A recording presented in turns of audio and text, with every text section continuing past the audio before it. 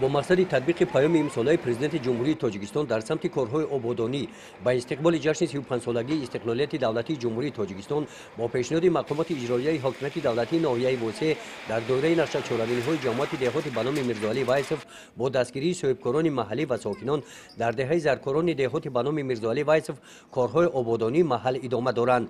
یکی از کارهایی که حشرچیان اول ماه ینور شروع کردند این سنگفرش نمودن راههای بین کوچه‌های محله و تازه کردن زهکش کنار دهه می باشد.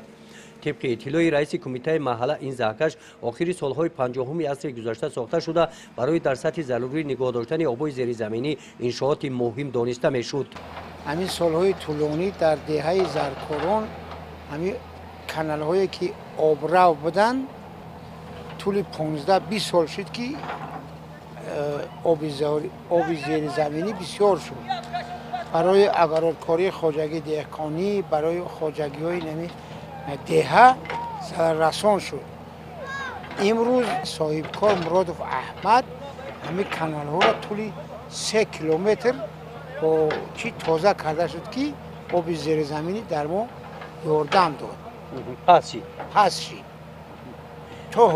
در این حشر در قطار دیگر قشرهای جامعه سهم جوانان نظررس می باشند. قسم زیادی کارهای دستی را آنها انجام دادند. طور رئیس جماعت دهات ابراز داشتند تشبسکار اساسی کارهای آبادانی در این محل اساسا خود جوانان بودند. در دیگر محله های دهات هم با اشتراک فعالانه جوانان کارهای آبادانی ادامه دارند.